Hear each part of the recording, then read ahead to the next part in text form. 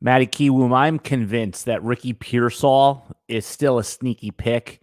I mean, you see all of the Debo unrest, it's not Debo, the Ayuk unrest Mhm. going on. Now, I don't think he'll be traded off the San Francisco 49ers, but if something happens, I mean, how high would Ricky Pearsall go? Is he truly a sneaky rookie, even though he's a true first round NFL pick? He definitely is, and I would say that he's sneaky because of the uncertainty in the offense. But it sounds like the Niners are getting ready to move on from one of these vets because they brought in not one but two. Jacob Connor was also drafted in 2024. So yeah, right now Ricky Pearsall is a little undervalued. He does come with some inherent risk, obviously, if there is no Brandon Ayuk trade or if they do not sign or trade away Debo Samuel.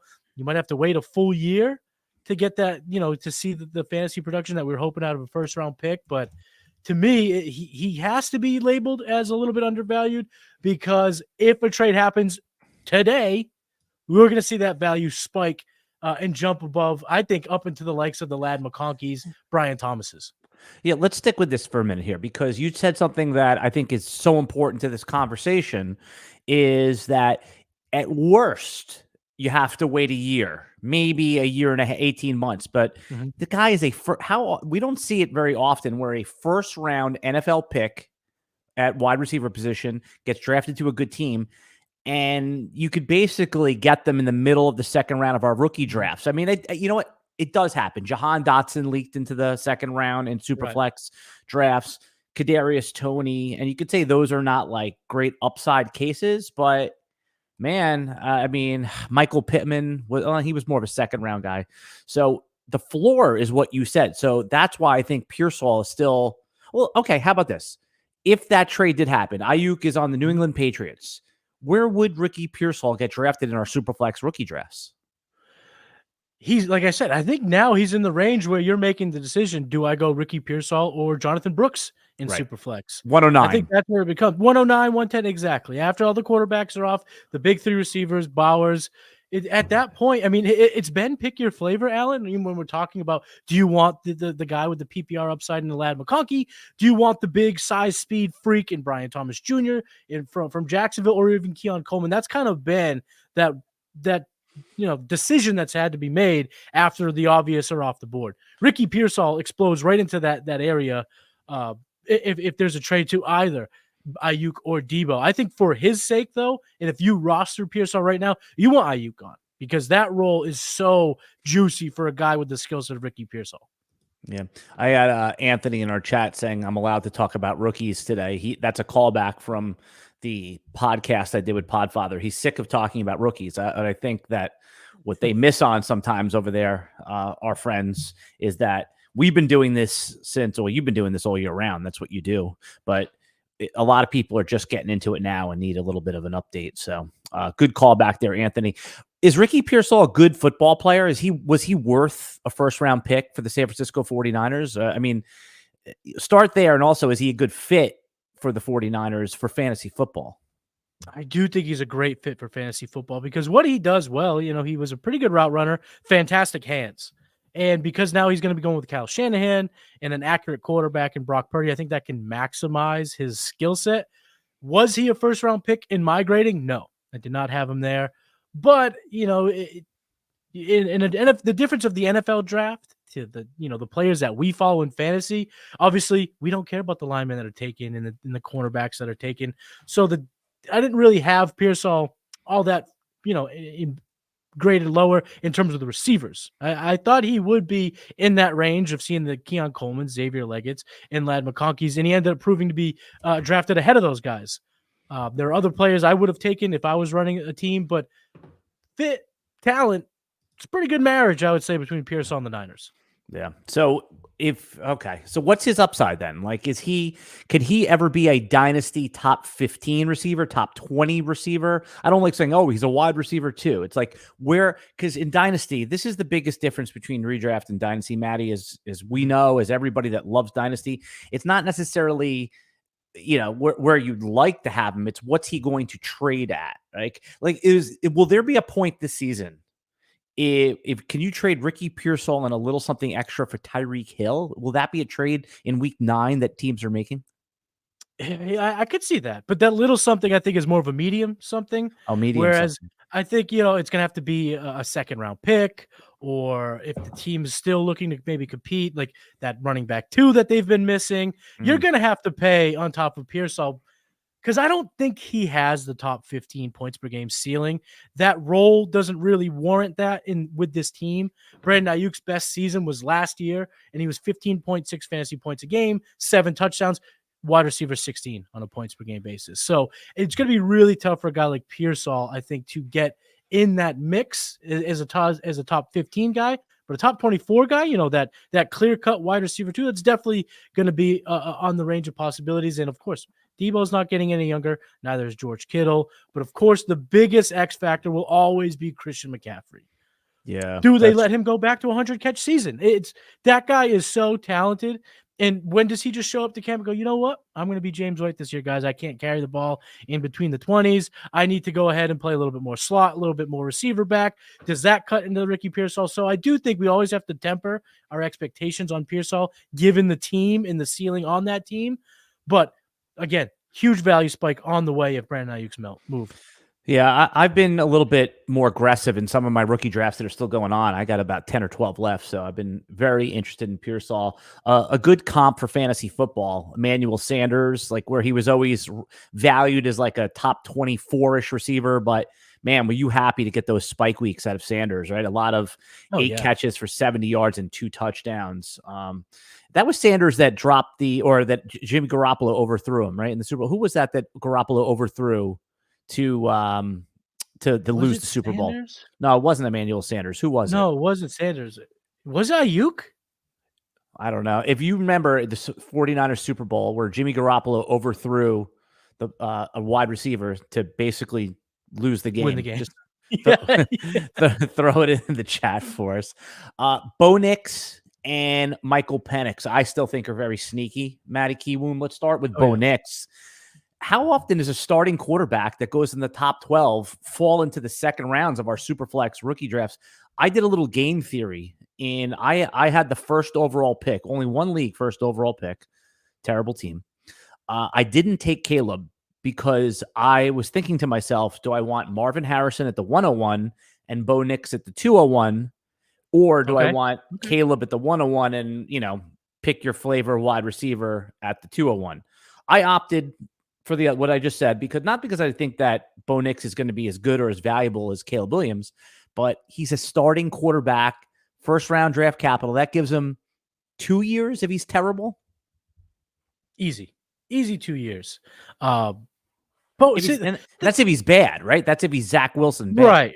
Right. If he falls flat on his face, Sean Payton's going to give him a couple of years. The thing I like about Nix, and the thing this is really more of a compliment on the fantasy industry and the players that play and the level of knowledge that people kind of have, the base level of knowledge, because they are realizing that Bo Nix was the top 12 pick, but he was QB 6 off the board. So there is a give and take there in terms of value. The league warranted this draft selection. I think even Sean Payton would tell you they wish they could have taken him in the second round, but as Penix went 8 overall, there was absolutely no chance that he was going to fall past the Raiders there, who ended up being the team that struck out at 13. But they didn't have a second round pick either, Matty, right? Right. They were going to have to trade into the second round. And we saw the legendary push-up of the top 6. And then there was 150 picks until Spencer Rattler. And that's just so much uncertainty for a guy like Payton, even a veteran like Payton, to truly navigate. So he said, screw it. I'm gonna take him here at 12. And so kudos to the community, to kind of the industry, to really kind of understand that give and take on the NFL perspective. But in terms of play style, this landing spot is a match made in heaven. There you go. Bo Nix, ultra accurate, throws with precision. He throws with great anticipation also. We saw that at Oregon, putting the ball in spots where Bucky Irvin could take off after catch, or Troy Franklin taking off after catch. And then bringing on Troy Franklin's going to elevate the level of comfort, the excitement, the confidence in Bo Nix early on. The only issue, and it's not even an issue, in terms of the gameplay, or I should say the game planning of selecting Bo Nix, is there may be a lull in value, because my worry is with a complete open QB competition, and that's what we're hearing out of Denver, we're starting to hear things like Zach Wilson looks the best. Okay. And that's because he has the most arm strength. He can throw on the run. So I just wonder if the Bo Nix value depresses a tad where it could have allowed you to take him 207. But again, in your situation specifically, he wasn't falling to the 207, so you got to take him at the 201. So I think that's a good strategy because we all have confidence in Marvin Harrison, right? Being an absolute baller right out the gate. So that's a nice strategy. I think that's something people should look to at least explore on their bad teams, because if Bo Nix becomes a top 17, let's call him Will Levis. We're all excited about Will Levis. I was going to say Derek Carr. If he's Derek Carr, is that a fantasy success? Absolutely. I think so. Absolutely. Go look at every roster or every league, every Superflex league. Derek Carr is somebody's Superflex. He's not usually a bench player. Right. On the best teams, he's a QB 3 or 4, but on most teams, realistically, he's in that Superflex position. Yeah, but Matty, this is 10 years later. I'm talking about the first 5 years of Derek Carr were really good. He had a QB5 season, Alan. I mean, he's had spike seasons. And Bo Nix with Sean Payton will always have that possibility. And then you want to play the long-term game? I mean, Denver could suck again. And now they're in the Luther Burton sweepstakes, the Ted McMillan sweepstakes, and now they get that true alpha wide receiver. And Bo Nix, we've seen it time and time again, whether it be Josh Allen getting Stephon Diggs, Jalen Hurts getting A.J. Brown, whether they're great quarterbacks or mediocre quarterbacks, getting the receiver does give you a bump, a la Will Levis this year. Yeah, I think that Nix is as safe as it comes as far as like a pick at 201. We saw Kenny Pickett, who, again, you could argue was as, quote, bad as Zach Wilson. And he got 2 seasons to go to fail. And it just based on what we saw with Zach Wilson, I'm going to bet against him. And I mean, Jarrett Stidham is more of a threat to Bo Nix's early season start. But man, if you're Sean Payton, and Bo Nix is also 24 years old, so it's not like you want to sit him for 2 years or anything like that. Which leads us to our next sneaky rookie. And the reason I say sneaky, Matty, is that Michael Penix is, again, he goes at 205 in the Superflex drafts. I mean, if Michael Penix was named the starting quarterback, Kirk Cousins was traded or decided to go walk the earth, right? He just left football. Pilgrimage time for Kirk Cousins. There you go. Michael Penix would be going probably ahead of JJ McCarthy and Drake May in fantasy football drafts. We were running a bunch of rookie mocks over in the FutureCast, me and Theo Greminger, and towards the end, I was taking Penix with the 109. With the expectation of him going to the Raiders at 13. Well, this was pre-NFL draft. Pre-NFL draft. So I say that to say that's what we're talking about here. And now the situation with the Falcons and those weapons and that offensive coordinator, Zach Robinson, yes, you have to factor him in for immediate success over a guy like JJ or Drake May, because they're probably going to take time. In a perfect world for their development and the teams that they're on, they're going to take some time. Right. Penix would be nasty right away. Yep. Yeah, and he's a little bit older too, of a prospect. His injury was last season, right? Did he not finish the season, or what was the injury situation with Penix? Penix finished the season healthy. He played in Michigan. So his last 2 years, the 2 years he played at Washington, was pretty healthy, pretty clean bill of health, enough so that the NFL, during the process, there wasn't any red flags at the combine. We had a chance to talk to him, and he mentioned that no teams have given him any extensive medical searches beyond what they do for a quarterback that they're willing to take in the top 10. All right. Yeah, no, I mean, that's why. So for I was on that clock at the 201. I had the choice between Penix and Nix. Ultimately, the production now, or at least my perception that production now, is why I took Bo Nix. But I've taken Penix in so many drafts. I've traded a random 25 first while someone was on the clock at 202 to take Penix, because that's what you're really buying with Michael Penix when you draft him in a super flex. You're just buying like a 25 first, because at any point, right, during the season, if I want to get a 25 first from a team, I think that trade will be available to me, because even if he doesn't play weeks 1 through 10, Matty, it's like the perception should be that he's closer to playing. And man, God forbid that Kirk Cousins is not ready and Penix is like week 1 and has 280 with a rushing touchdown too, or something like that. That's right. How do you can't even put that genie back in the bottle. So when we talk about sneaky rookies, I just mean that guys that really have, not that like projecting, just obvious paths to double, triple, quadrupling the value. Yeah. That makes sense. And Penix, he could spin it, right? He would be so good in this offense. And I think the fact that he's even fallen in the second round is crazy. Being a top 10 pick, being in this offense, being with those weapons. And I'm sorry, I think he plays sooner rather than later, given where they took him. Yep. Yeah. No, it's very so. When we talk about sneaky rookies, and I listen, I could talk about Penix, and I talk about them on every podcast, but I really I wanted your take on it because I really do respect the work that you're doing over on the game plan, over at Player Profiler, what's your own venture called now that you're doing? We have the Executives of Fantasy Football and then the DraftRankings.com. Me and Cody, Sethi. Yep. No, I love that. We'll talk more about that at the end there. Sneaky rookie. When I told you that I want to talk about quote sneaky rookies, and we both snickered because it's it's a YouTube clickbaity title. But what did come to your mind when I said sneaky rookie? Was there a player or a concept that you were thinking of? Oh, the first player that came to mind, and this is why time is a flat circle, as they say.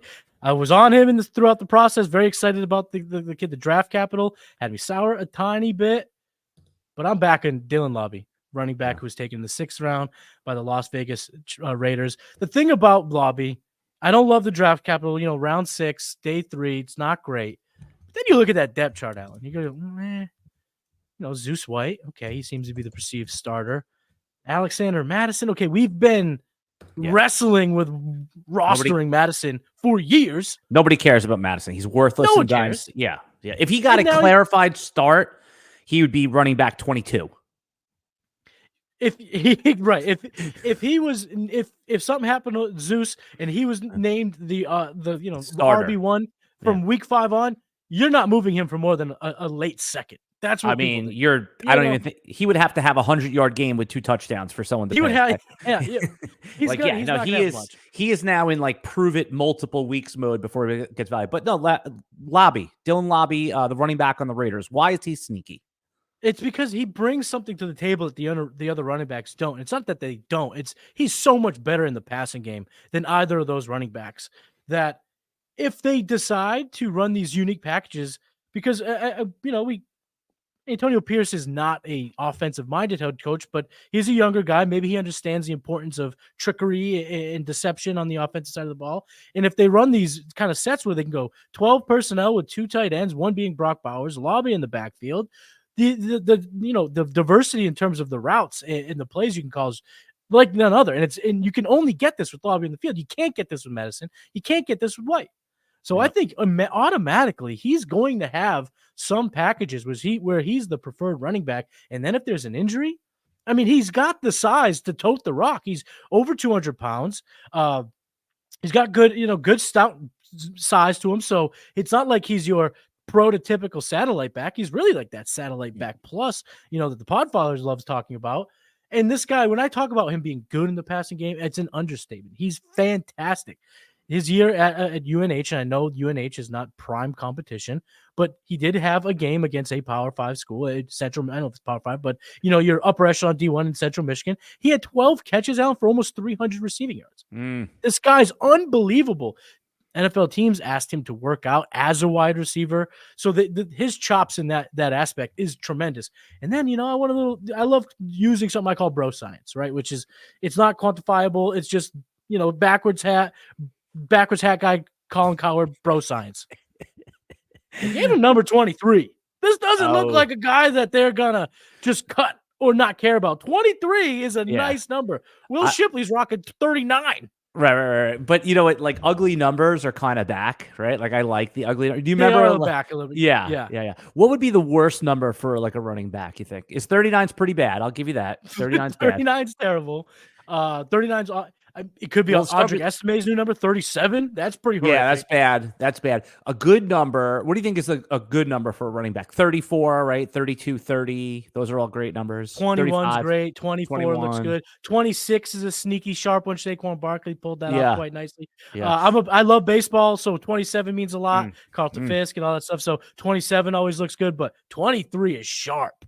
That's up there. Yeah, I remember when in basketball when number 0 became like a cool number, right? Yes. Gilbert Arenas, Agent 0. Mhm. Yeah. Throw in the Yeah, chat sure, what cool enough. a good and a bad jersey number would be for a running back, because I'm just curious. Like this is, I remember in high school, like the last time I got to play organized football, like that was like people were fighting for numbers, right? Like Oh, yeah. yeah. What number did you wear on your jersey back in the day, Matty Kiwoom, real quick? Anything, every time I could, number 9. Number 9 Yeah. was my number. Yeah. It didn't matter the sport. I always looked for 9. Yep. Which stuck because as I got bigger, back in the day, I Yeah. think kids have a little different. Everything's customizable. But we were kids. The numbers correlated with the size. Right. So if you were little, you were hunting in the single digits. You were a bigger boy, you might be pushing double digits. You're looking for 13, 14. So as I got a little bigger, 9 became tougher and tougher. Yeah, the number that I had was number 30, and now that's a cool number because of Steph Curry, right? And yeah, but the reason I like number 30, sorry to bore the audience with personal anecdotes here, but there was a running back that I used to like on the Giants named Dave Meggett. Do you remember him? He was a return man / like third down guy, very obscure. Dave Meggett, who on the Giants back in those early Super Bowl 90s days, I for some reason was drawn to him. So that was my number. But even back then when he was on the team, no one knew who Dave Meggett was. Right. Do you remember a guy on the Giants back in the day named Phil McConkey? Phil McConkey? No, but I remember Phil McCracken. Right, Phil McCracken. Yeah, but Phil McConkey, the joke was because he was like a white dude, return man who really wasn't like an NFL type player. And the joke was they kept him on the team to piss for Lawrence Taylor. That was the reason. Was killing everything he peed into. So yeah, he needed somebody. He needed a clean pee. So that was why Phil McConkey. Is that why they call Phil McConkey the Whizzinator? Right. Well, he was just there supplying the whiz. Yeah. I mean, he was the only straight laced guy. All right. Back to our sneaky rookies. Listen, sometimes you go on these little tangents here. We're talking about sneaky rookies. So do you think Dylan Laube has will he be drafted, just say like in 16 round redraft leagues? Well, I mean, for Dynasty, totally agree. You get him in the 4th round, you stick him on your taxi squad, see what happens. But is he draftable, or is it more like, hey, waiver wire week 6, he's a pickup type of thing? He's going to be a waiver wire type guy. What I will be preaching all year, I'm sure you as well, is being ahead. He will be a fab deleter. If he gets that path to production. And I am looking for that game. Any game, could be week 1. If he sees 5 or 6 targets, I need him immediately. You need to be early on him, because he's one of those guys that if you wait in your redraft league to bid on him when he gets the opportunity, he's going to smash. Yeah, he's one of those all-in fab guys. So you want to maybe get him for $1 or $2 before. Yeah, no, that makes sense. You guys have been talking about him for a while. Some of the other sneaky rookies, usually we try to stay away from even late 2nd round wide receivers or like dicey bets. So, but someone getting drafted in the 2nd round of our Superflex, early 3rd round of our Superflex drafts, Matty, I'm talking about wide receivers right now. One of those guys is going to be like, man, why didn't I just take him? Why did I take this horrible player ahead of him? Yeah. Of those players, the day, round 2, day 3-ish type receivers, is there anyone that sticks out that has a better chance to be a quote sneaky rookie in Dynasty fantasy football? I think it's Jalen Polk for me. What? You know what? That's a good one, because nobody wants him. Nobody wants him. No one wants him. And, I think a lot of the people in the industry, and myself included, was so high on Javon Baker. So Javon Baker getting drafted, just a few rounds after, I think people forgot about Polk. Didn't think much about Polk. But, back in Detroit when we were doing the streams for Player Profiler, Alex Dunlap and Cody Carpentier of Roster Watch were arguing about Adonai Mitchell versus Jalen Polk. This was right after the 2nd round, so it was fresh. And the thought was Jalen Polk was considered the alpha in the wide receiver room in Washington. That room consisted of Jalen McMillan. It consisted of Roma Dunze, a top 10 pick.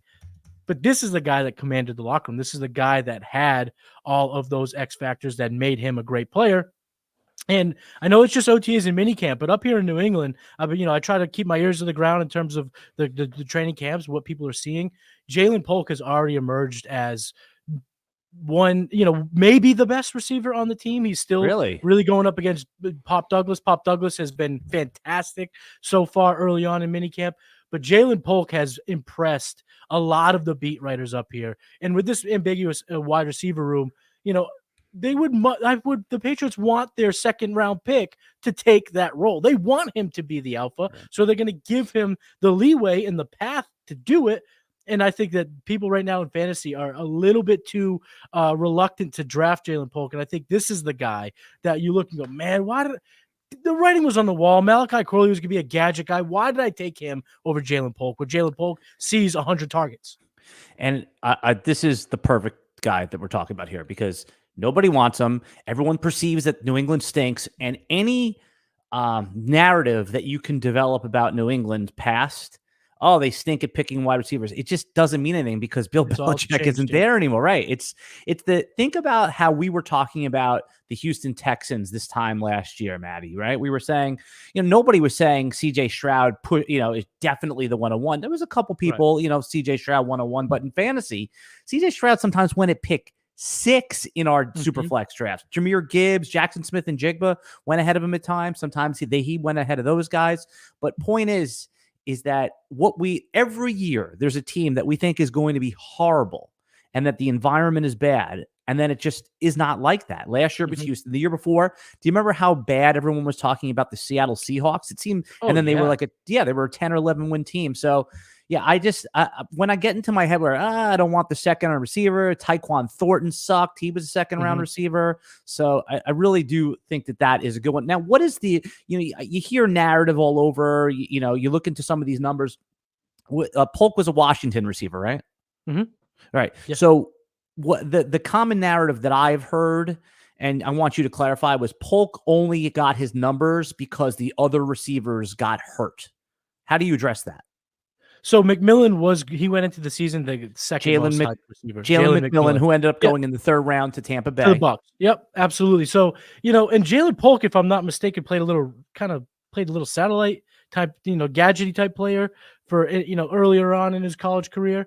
But he emerged as a clear-cut dominator for this roster because, Michael Penix is obviously good enough to support multiple pass catchers, but he emerged because he commanded that locker room. He set the tone for those wide receivers.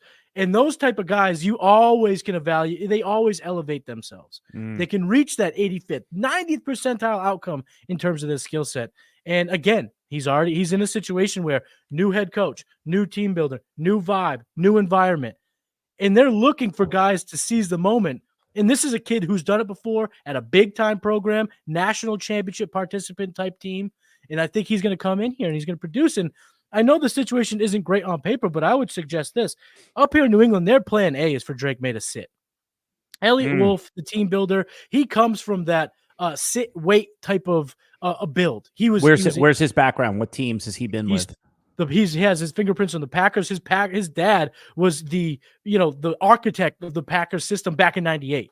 And that system was sit a quarterback and develop them. So they're going to look to do the same. But then when you talk about just 24, Alex Van Pelt and Jacoby Brissett, they were the quarterback offensive coordinator duo in Cleveland that was surprisingly fruitful for fantasy in terms of Jacoby Brissett, and it was great for Amari Cooper. Amari Cooper smashed that year. He was fantastic. So there's precedence in terms of the signal caller. If it's not May, the offensive coordinator getting a lot out of a receiver, and there's a wide open receiver room. Pop Douglas is, like I said, looked the best. But, I mean, we know when you're not hitting, the little guy who's uncoverable looks the best.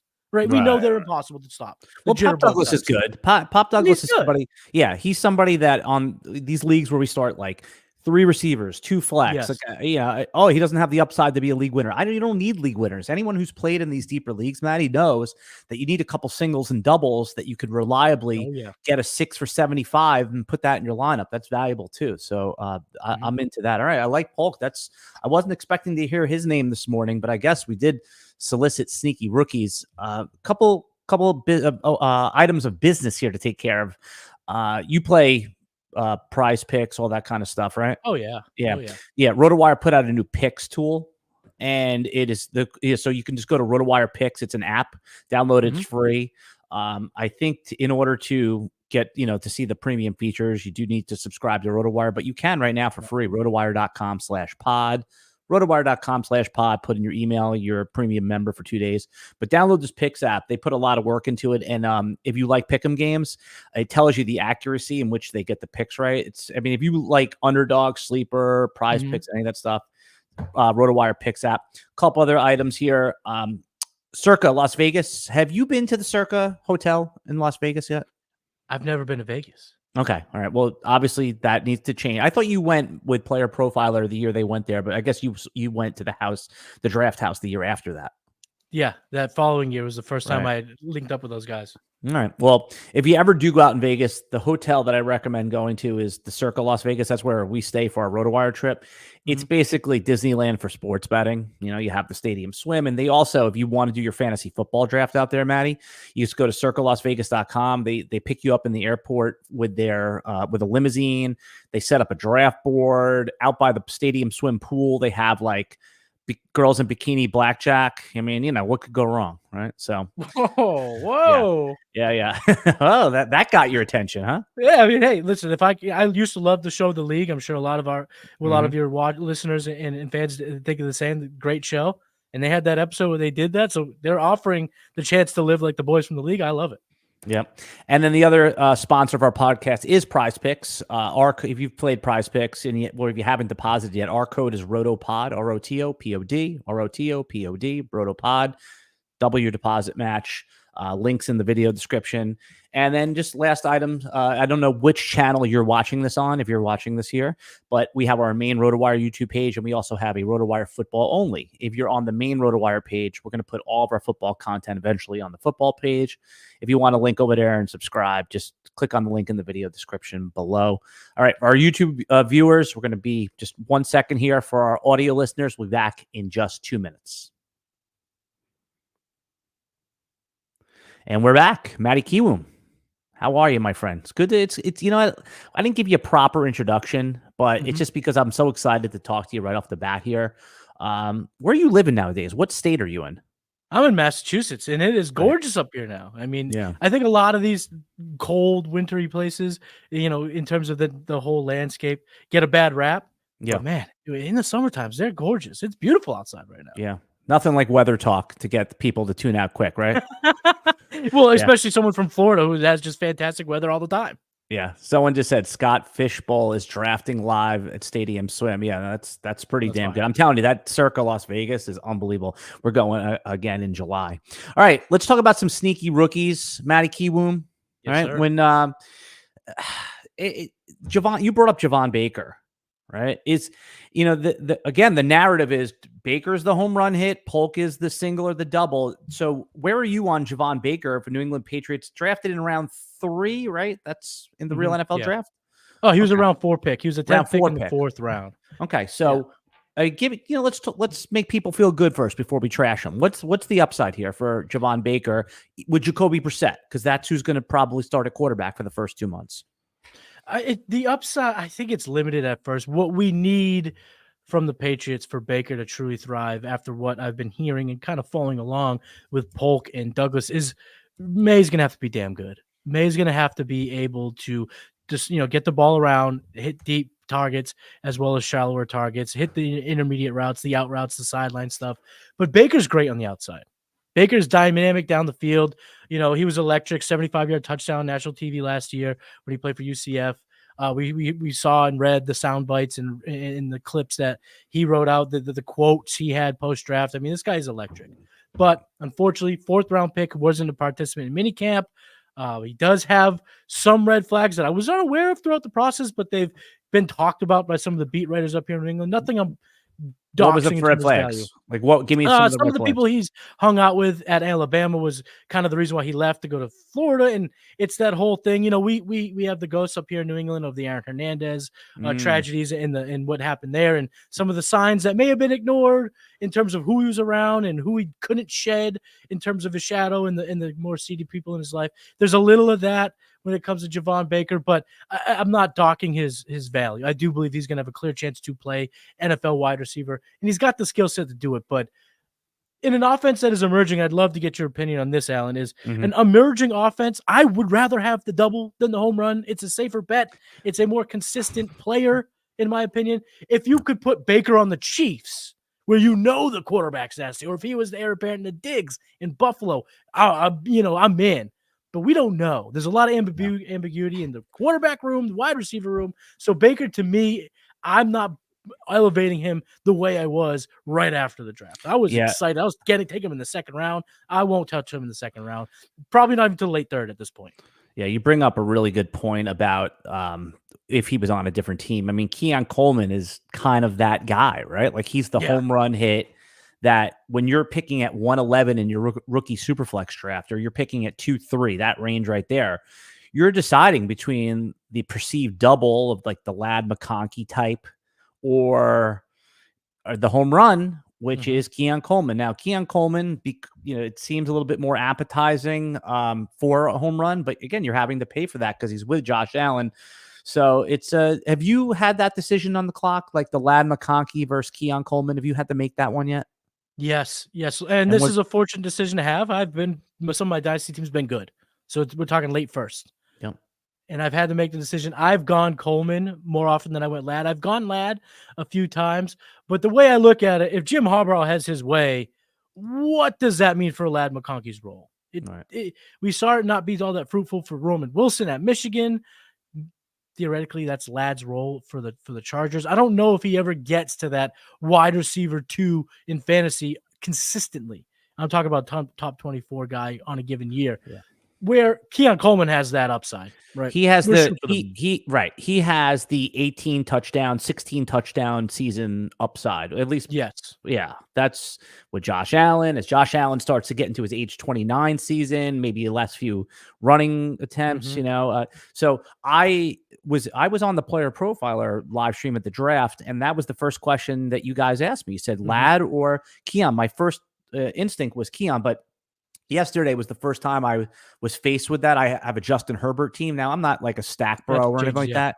Yeah, but so I did take it because of just that was the same draft where I had Marvin Harrison I spoke about earlier. I had I had the 110 also. So I took the Marvin, I took Ladd, and then Bo Nix at 2-1. So I mean it's very, very interesting the way that these guys are all perceived.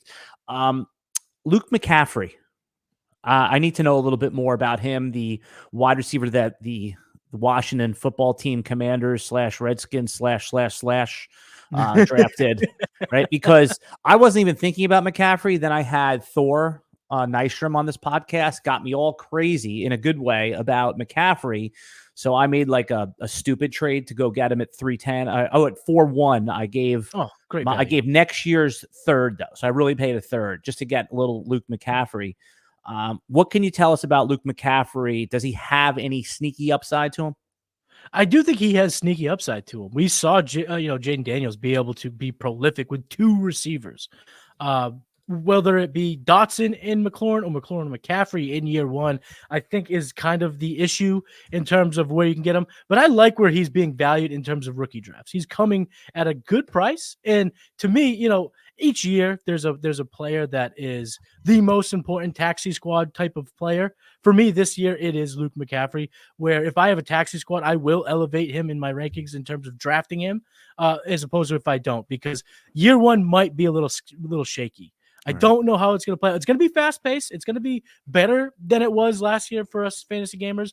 But McLaurin's a beast, and he's been a consummate pro. And I still have belief in Jahan Dotson breaking out a little bit more in year 3. Johan, baby. You got to fear the Johan, right? Yeah, but he was really good his rookie year. He had a ton of touchdowns, little regression last year, but that was with Sam Howell and who else was there? Who was Heineke? No, it wasn't Heineke last year.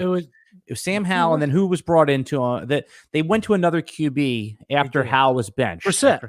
They went to Brissett after. There you go. A cold Brissett off the bench there. So now they're getting the worst offensive line in football, and it was tough. Yeah, the thing Thor told me was a couple weeks ago on this pod was that Jaden Daniels, his long ball matches up with what McCaffrey does best. Or at least he did best in college. So could be a little inconsistent, but I mean, obviously in best ball, no brainer. But if you just have these deep leagues and you throw them in there and you see a couple weeks, the reason I'm worried about McCaffrey is not being sneaky is that his best weeks, Matty, might end up being on my bench. And he's one of those guys, when you start him, he does nothing. And the weeks that we're going to be this is the sneaky play. This is the guy, Luke McCaffrey. This is the week. We're going to be doing it against either a shootout possibility or a team where they're going to be coming back. Someone that they can really railroad at at some point in the game. And that could go to Dotson. Those could go to Sinnott. Those could go to Eckler. There's a lot of good players in Washington, seemingly out of nowhere, but some were there last year. Brian Robinson's starting to rise up my ranks also, but the upside of McCaffrey is his name, right? It's his pedigree. It's pretty fair, I'd say, at least, to expect him to achieve upper echelon percentiles of his skill set. I mean, he was just a quarterback 3 years ago, and 2 years at Rice as a receiver, he was damn good. Probably the toughest receiver at the catch point last year in all of college football. So he is in a great spot. It's really going to, and this is why I don't bet too much on these type of players, where I don't think his fate is totally in his hands, because if Dotson balls out, for a former first round pick, very explosive receiver, good downfield threat, does a lot of those things that McCaffrey excelled at. Well, I don't like betting on guys who could ball out and still not get that return that we're hoping for. Yeah, I mean, he goes in the 4th round, late 3rd, so you're not expecting those guys to do much anyway. So, you gave me the right case for a little bit of less optimism. Just be a little bit more cautious on him. But nobody's like really pushing each other out of the way. He's not one of those guys in those later rounds. Everyone's like, high five. He's a boring pick, right? He's a boring pick, and I like boring picks. More than that. Yeah, they're fun. They're great. Yep. You need those. Yeah. You're doing this off the cuff, by the way. These are none of the players that I told you we'd be talking about. So anyone that doesn't appreciate Matty Kiwoom's superpower, where I'm just throwing the player and making him talk about it, this guy's, you're doing good, Matty. So Audric Estime, the running back on the Broncos, I wasn't even thinking about him, but I know that there's been some hype talk on the Denver Broncos backfield. Jaleel McLaughlin's going to be the starter. Javonte Williams will even make the roster. That's a lot of tongue in cheek, but it does make you at least rethink, because Estime was somebody who I didn't even consider drafting. But I mean, is he a little bit sneaky in a sense where we might see some, clarified projected starts from Estime? Is he good? So here's my question to you, Matty Kiwoom. Is he sneaky in a sense where is he a decent enough player to be an NFL running back? Yes. Yes, okay. He is. Think Tyler Algier as a rookie, where we didn't love the speed, but we love the size. We certainly love the production, the versatility in college. And all of a sudden you look up, oh, wow, he has 1,000 yards. And he gives you a pretty good season as a fantasy player. I think Estime is that type, because we know he's good in the passing game, and we know that he's a good running back. He killed a lot of his on-field metrics at Notre Dame last year. And then the X factor to me is obviously the lack of athletic ability. Well, I mean, look at the depth chart. Javonte Williams doesn't have a whole lot of athletic ability, but he could break tackles just like Estime. The difference between the two, one just had a knee injury a couple of years ago and was not drafted by legendary coach Sean Payton, and one is the guy that Sean Payton drafted. So I think there's a little preference in the eye of the coach. What I will say about that backfield is I am not touching Jaleel McLaughlin with a 10-foot pole. That guy is getting steamed up into ranges, and I just don't see it. 9th round. Ever really being fruitful. I give me almost all of the rookies that have an injury away from production, the Vidals, the Shipleys, the Davises. Right. Give me those backs over McLaughlin any day of the week. Yeah, and the reason I think that is a sharp, it's a good sound rationale there, Matty, is because if Javonte Williams, say, suffered like a week 6 injury, it's not going to be Jaleel McLaughlin getting the workload. It's going to be Estime, it's going to be a committee, right? You want there's players like Braylon Allen, right? If Breece Hall got injured, Braylon Allen would probably be penciled in for 16 touches, right? Yeah. I don't think we could say that about McLaughlin. You could say, hey, the pass catching upside, and sure, but you just made the point about give me any of the rookies over McLaughlin. So that makes a good point. Best comparable for Audric Estime I'm seeing on Player Profile has Jordan Howard. I think that fits the bill, exactly what you were talking about, right? Not a lot of athleticism, but can be productive in the NFL, can do a lot of things right. Probably doesn't have a long career in the NFL, but who does at the running back position? It's really just the studs of studs, round 1 picks. Yeah. Any other rookies that when I ask you is there anyone sneaky? And again, sneaky, it just means that they can double, triple, quadruple their value with a plausible path, not wish casting, but someone that you can see, like, the path is laid out. It just has to happen. For me, it's the Carolina pass catchers. I'm going to give you two here, Leggett and Sanders. Leggett was they traded up into the first round to select this guy. New head coach Dave Canales loves what he sees in Leggett. And again, they brought Canales in to do one thing, Alan, to fix Bryce Young. And if part of fixing him is utilizing Leggett, well, damn right, they're going to let him do that every way he can, any which way that he can. And we're seeing him being valued after Malachi Corley, after Roman Wilson. I love Roman Wilson. Nobody wants Leggett. Nobody wants. No one wants him. No one wants Leggett. And Brandon Ayuk gets traded to the Steelers. I had Anand Nanduri on the game plan this week. It's going to drop tomorrow, but I asked him to give me a little tidbit that he had heard, one of his favorite drum beats. And there's some whispers. I'm giving everyone an exclusive here, RotoWire, a little exclusive to the game plan, but you have to check out full episode tomorrow on the Player Profile Network. There's some inklings that the Steelers might trade for Tyler Lockett to bring in that connection. I want to hear this for a second, but wait, what did you just say about Brandon Ayuk to the Steelers? You said something.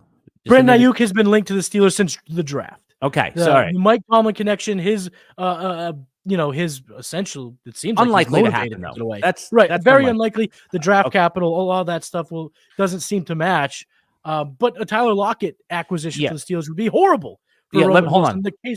Let me underline this here. Let me underline this because I interrupted you. So what you're saying is that, and among many nuggets on the game plan, which is one of the appointment podcasts that I listen to, your podcast, Matty Kiwoom, is that on an episode that has not yet been out, but by the time anyone hears this, it will be out, is that you and your co-host are talking about there's rumors that Tyler Lockett on the Seattle Seahawks can be traded to the Pittsburgh Steelers. That's correct. That's a real rumor. Yeah. Okay. All right. Keep going. Yeah. Keep going. So that, and of course, there's a lot of narratives that make a ton of sense. They want JSN to have a more prominent role. Tyler Lockett, Russell Wilson has that, connection. The telekinesis connection type thing.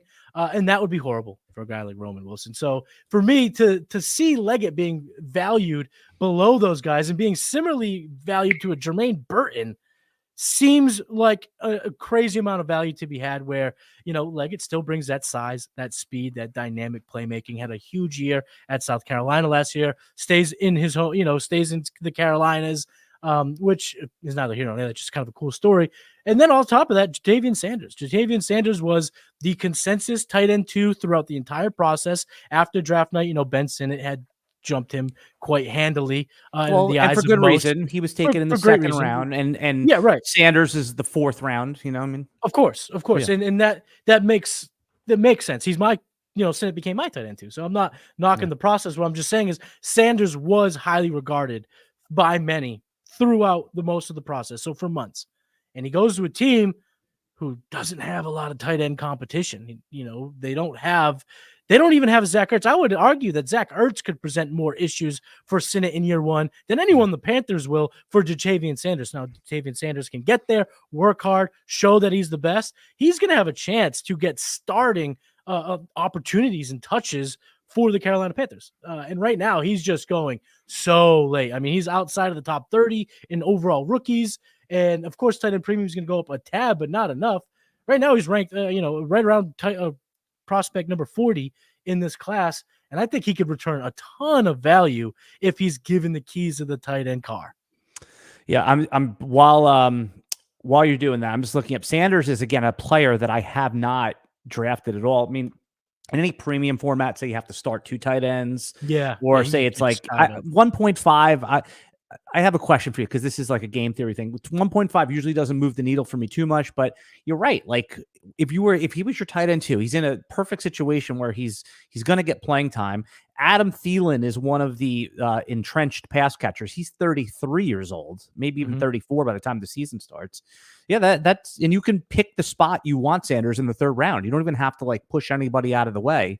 Like if somebody took Jatavian Sanders over like Malachi Corley or even some of those running backs that fall to the 3rd round in our rookie drafts, like Marshawn Lloyd sometimes falls there.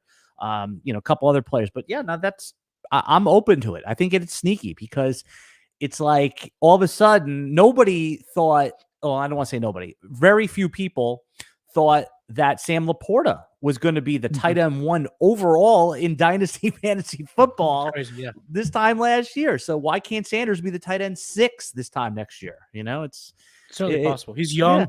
He was great at yards after catch guy at Texas, back-to-back 600-yard seasons, and I know many might not understand what that means because 600 yards wouldn't be fantastic in the NFL, but in college, tight ends don't produce 1,000-yard seasons often. Yeah, but 600 yards back-to-back years in a big program like that's very impressive. Yeah, our guy Tom just reiterated something we were talking about a few minutes ago. If you're listening, he was just talking about how he took Corley over Polk and immediately just had that bias kick in. So I just think that one of the takeaways from today is that it's just forget what you think and explore what the part of that could go the other way. Everyone thinks Bryce Young sucks, right? I mean, you have good reason to, right? But maybe he doesn't suck as bad as he did. Everyone thinks the Patriots environment is the worst thing ever, that they're going to win. Their Vegas under over is like 4 games. I mean, right. But we'll see what happens. Matty, I want you to give me one more guy that you think could be a little bit sneaky now. Is there anyone that might be a little obvious sneaky, right? Like, is Burton on the Bengals the obvious sneaky guy? Everyone loves him, but no one's willing to take him at like 203, 204. People wait till the end of the second round, beginning of the third round. Where are you on Burton, the rookie wide receiver on the Bengals? T. Higgins, it signs the 1-year deal, so presumably, yes. Yeah. So you get into all that because Burton's someone I want that I haven't been able to get yet.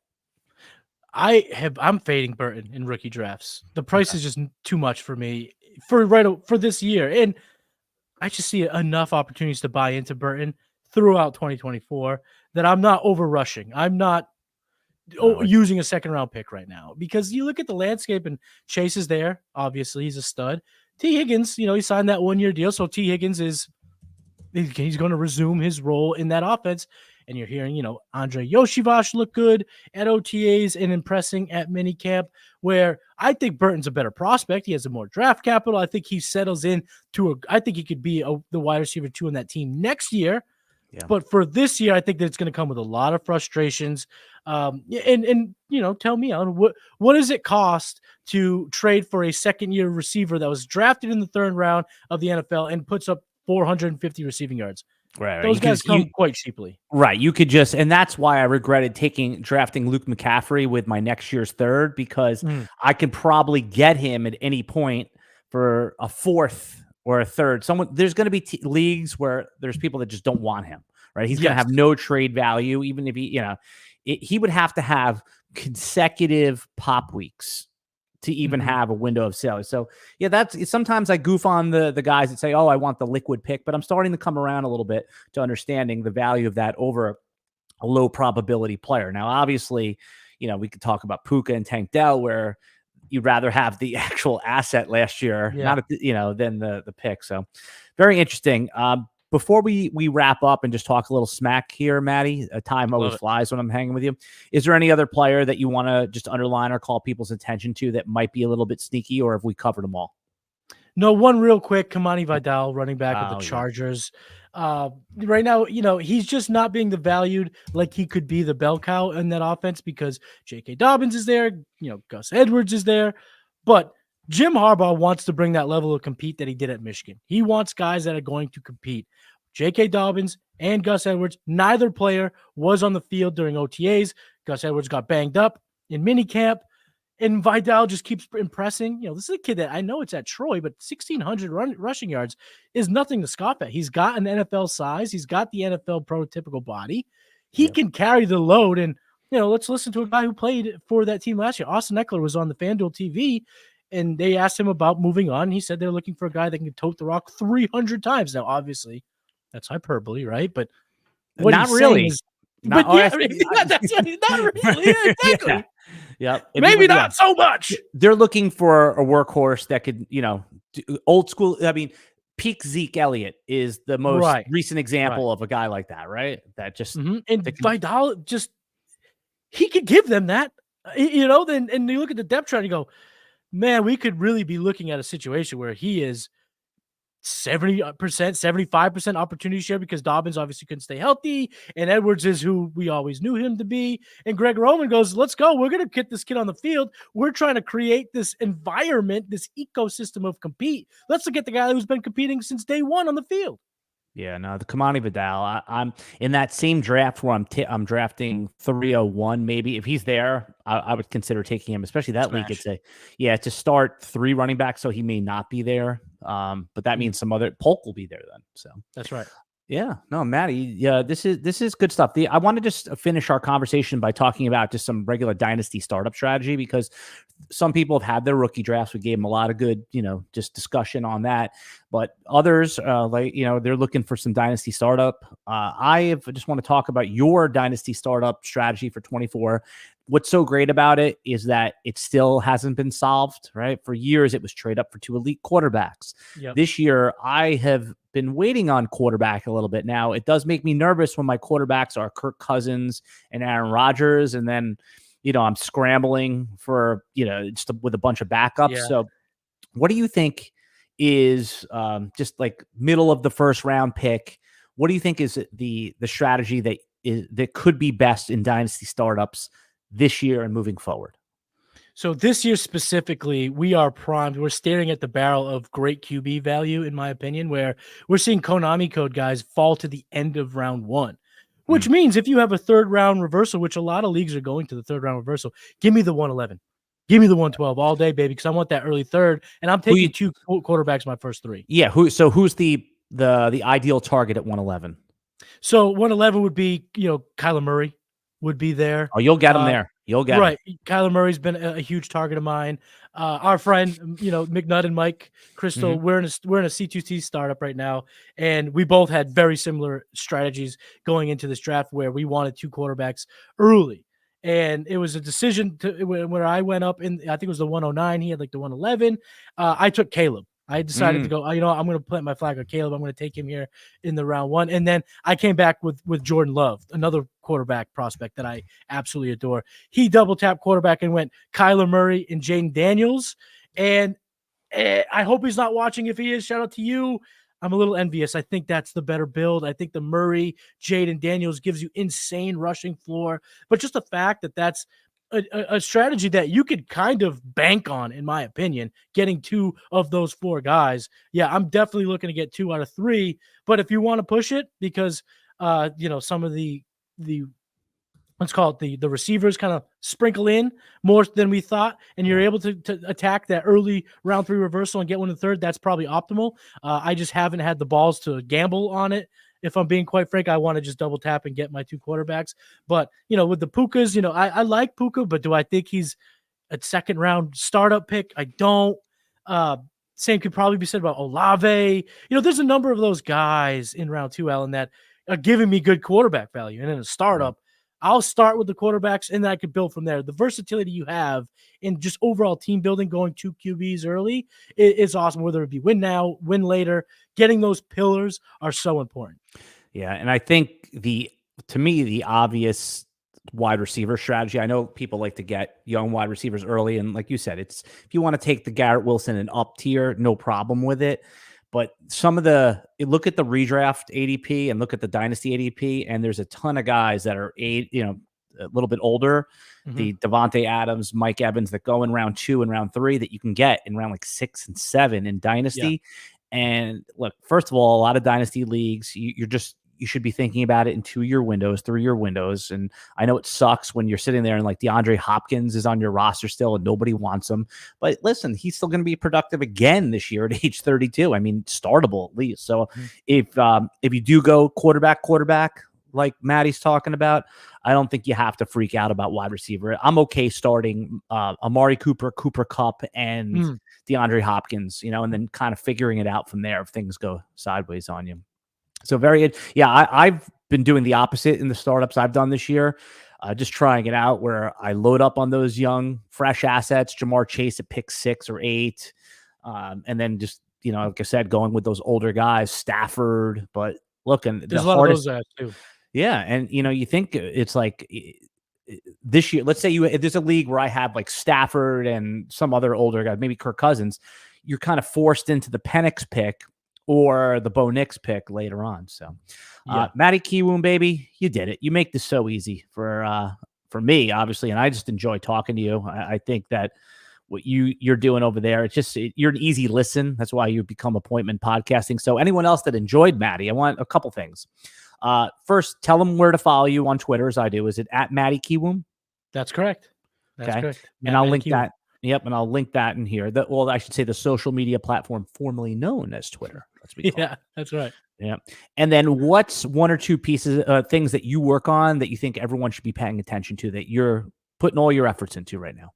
So the game plan every Saturday, that's kind of my baby. That's YouTube. On YouTube, you can get that the Player Profiler Network, their YouTube channel, and then head over to the DraftRankings.com. Cody and I are cooking up a lot of cool stuff over there. So if you just can't get enough, you can find me all over the place in terms of Player Profiler. But yeah, for sure, go over to the DraftRankings.com. Give it a check. Yeah, no, good stuff there. And Matty will be back this summer, I'm hoping, as we get into a little bit more of the redraft stuff, and this podcast changes away from the Dynasty stuff. I'm always interested in your takes. I told you, I first became aware of you was on the Player Profiler Draft Show. I was like, I knew you were before, but I really got to hear you flesh out. And as people heard today, Matty, you just explain it in a way that's non-pretentious and digestible, but still, backed with all that good data that you passionately consume all year. So I thank you for that. And to everybody else, you could follow me at Alan Seslowsky. Again, check out the RotoWire Picks app. Download that if you like those pick'em games. If I didn't say that again, our commander in chief would be mad, because they put a lot of work into that. And by the way, the Picks app is awesome. I use it all the time too. All right, buddy, we'll be back next week with another Dynasty Fantasy Football podcast.